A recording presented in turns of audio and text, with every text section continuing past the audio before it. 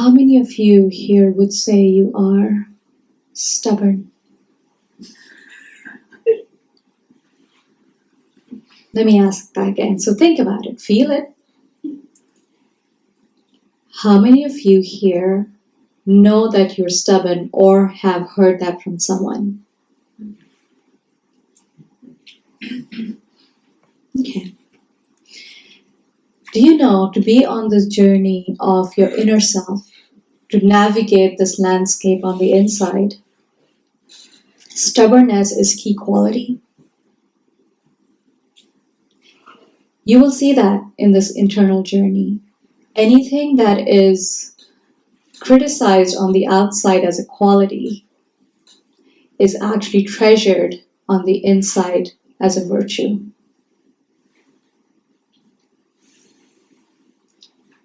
If you were told as a child or as growing up, you are so stubborn. Once you seem to set your mind on something, you don't want to change it. You heard that? I got it.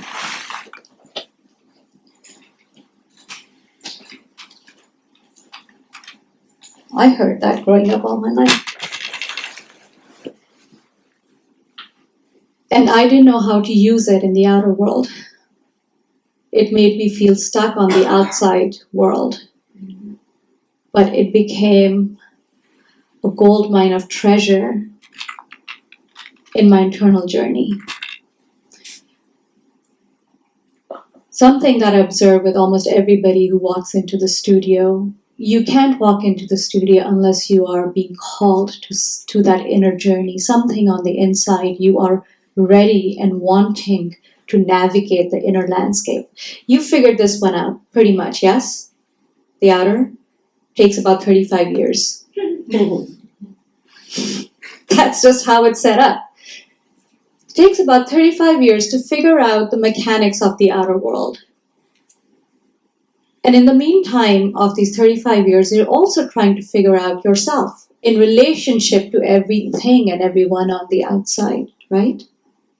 Isn't that how you define yourself? In relationship to something that you do or a role that you play on the outside? Yes? But around 35, something starts calling on the internal. Like there's an internal journey. We need to go and navigate that. Something calls you.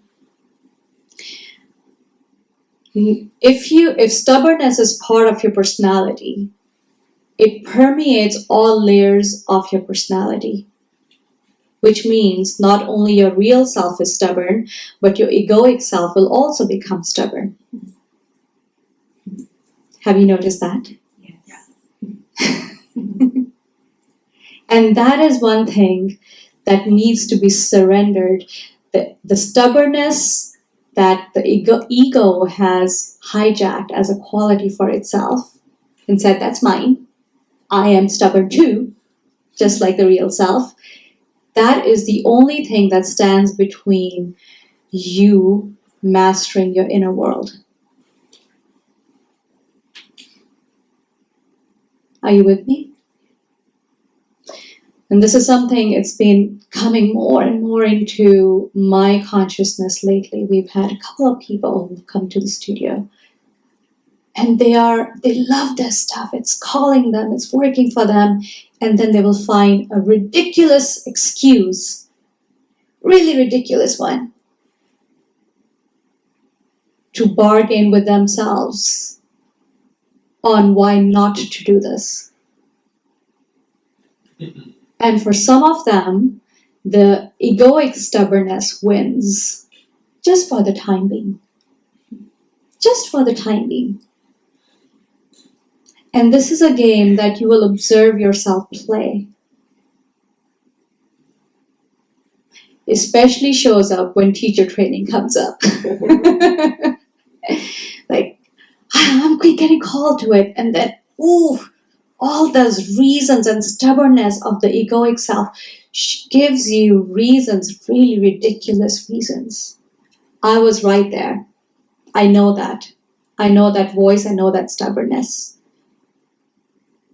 So when I talk about surrender, you cannot win through your egoic stubbornness with opposition. You try to go in opposition to your egoic stubbornness, it will push you back. Yogis were really, really smart about this. They said the only way to deal with your ego is to make it feel that there is no opposition to it. You have to be really smart when you're working with your ego. Yogi Bhajan would call Kundalini Yoga as giving you the triangular path. So one is, here's the proposition, here's the opposition. He says, anytime you do this with anything in your life, even with your dreams, goals, desires, you go head on towards it, you will get hit by that egoic stubbornness, which does not want to grow.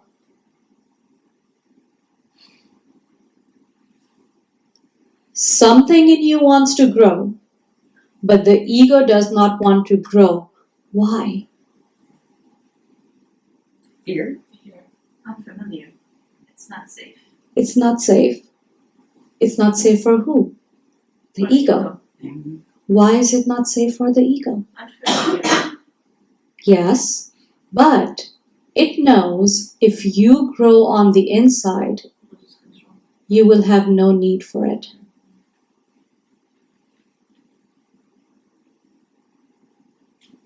Is this making sense?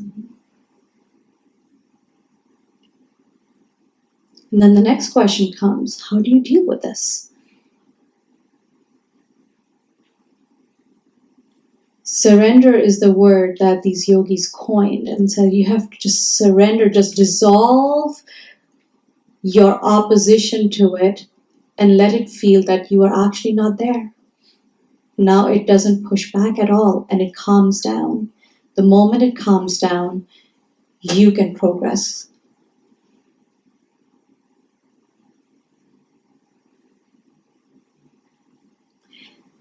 Your egoic stubbornness is stuck at a certain age in your life. It could be 2, it could be 5, when it's first started to identify itself. Did you know that? Babies have no ego. Have you seen that? Newborns, up until the first year, no problem. There is just no ego. That's why you love hanging around them. What happens after around the age of 2? An identity starts to build. Yes? So all of you are retaining inside of yourself a particular age of no. I don't want to. So one side of you calls you to grow, the other side of saying, no, you're not going to. And then if you insist, it starts to bargain with you. Okay, I'll give you this much, but no more than that. There, go to a class, be happy. That's it, you are awakening, good job. So that's your head talking to you. Is that what you're saying? That's your head talking to you, kind of like? The head is an instrument for both your real self and your egoic self. It really has no concept of its own. But your egoic self is a false self that encapsulates your real self. You need your ego to work in the outer world. You can't function without your ego. Somebody once asked a Buddhist monk, Sir, how much ego should I have? What is a good dose of ego? And the Buddhist monk said, just enough that would allow you to cross the street without getting hit by a car. Because if you had no ego, you could not separate yourself between the car and your own body. Do you understand what its job is? It gives you a sense of separation from those around you, from things around you. The reason that you see me as separate than you, the reason you see this remote separate than you, the fan separate than you, this room separate than you, the reason you can perceive the separateness is because of the ego. It's necessary. So we're not talking about killing the ego. It is naturally non-existent in the first year. And you will see if it's non-existence, everything else in nature comes and takes care of you, yes? Yes? Yes. Otherwise you would not be here. And then naturally around the age of 2, you're meant to develop this false self to understand the workings of the outer world. And then around the age of 35, you're meant to surrender it because now you've figured out the external world and you can survive in it and just have just the right amount of dosage of the ego just to let you survive, no more. But if it is running your system, then it is always going to prevent the real self from growing.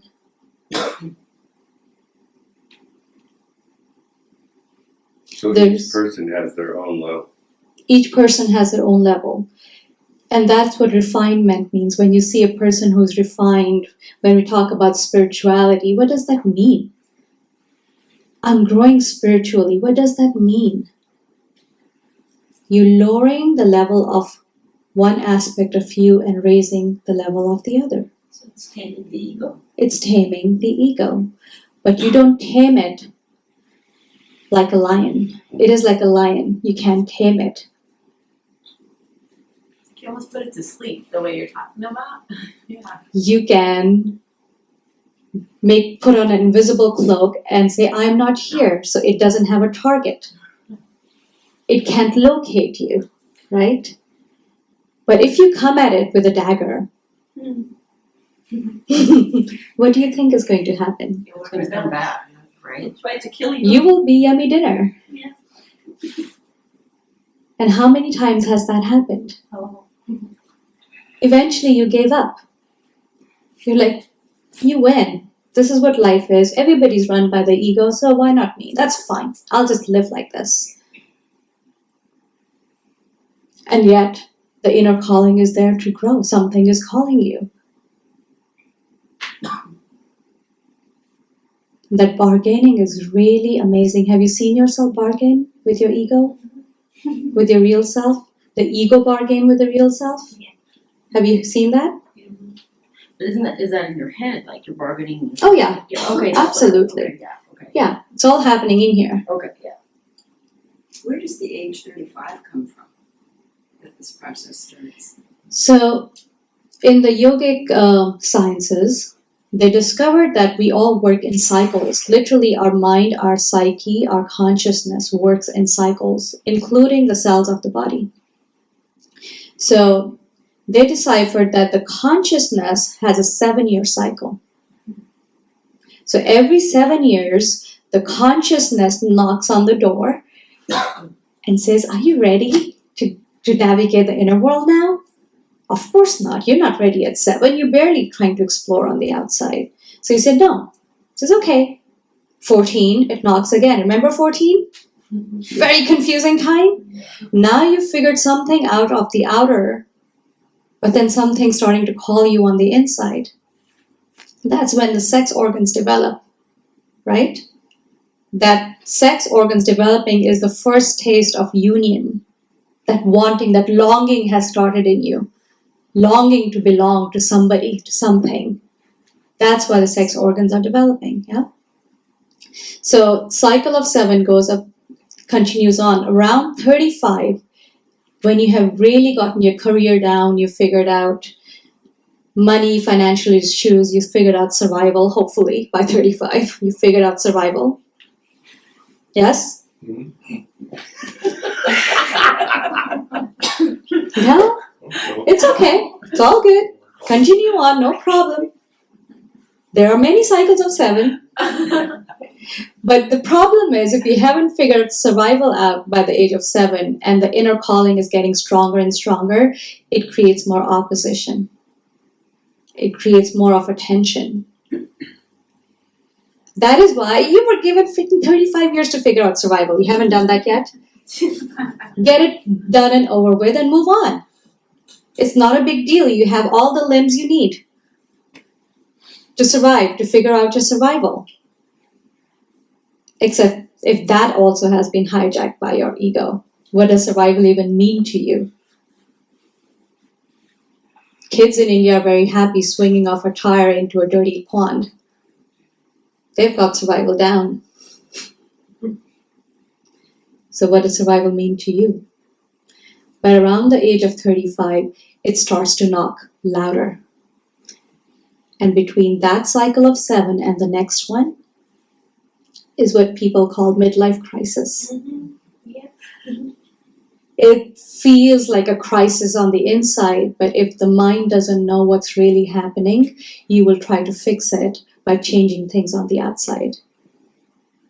Get divorced, get a new spouse, get a new car, change careers. You will try to change everything on the outside, but it will not stop the crisis. You can numb it, but then you become numb to life. You've seen those people too, right? People who've just compromised, carried on, seen them at 70. Is there any vitality left in them? Is there anger and frustration? Is there resentment that pours out on other people? And that's okay. The universe has no problem. The universe says, you got forever. 84,000 human lifetimes. My God, that's a lot. By default, you'll figure it out. Some lifetime you'll figure it out. Some lifetime you will say, that's it. I'm going to step into it. Stubbornness. Now I'm going to use my stubbornness to freaking let all the opposition, everything that's opposing me, I'm going to push through that.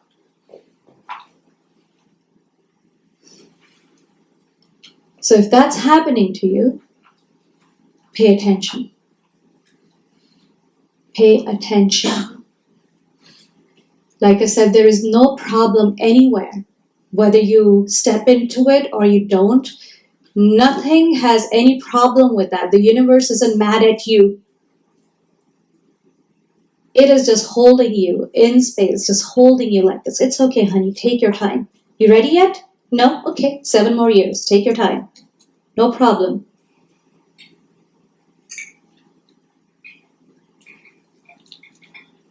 $38 million something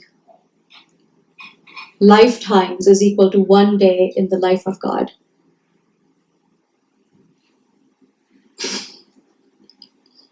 So it's like, okay, no problem.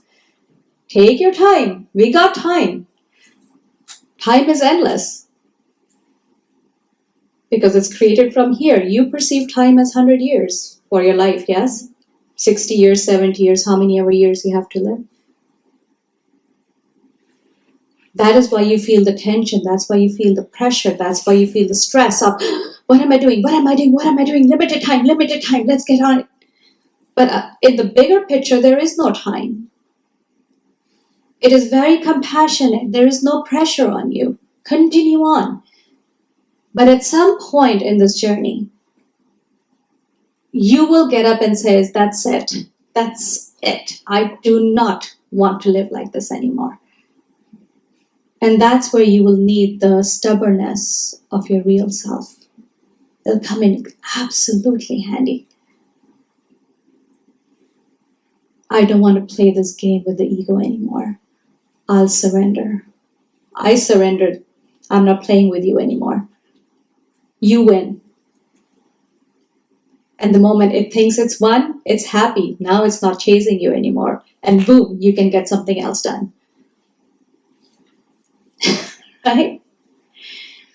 For more inspirational offerings, visit us at sevenchakrayoga.com.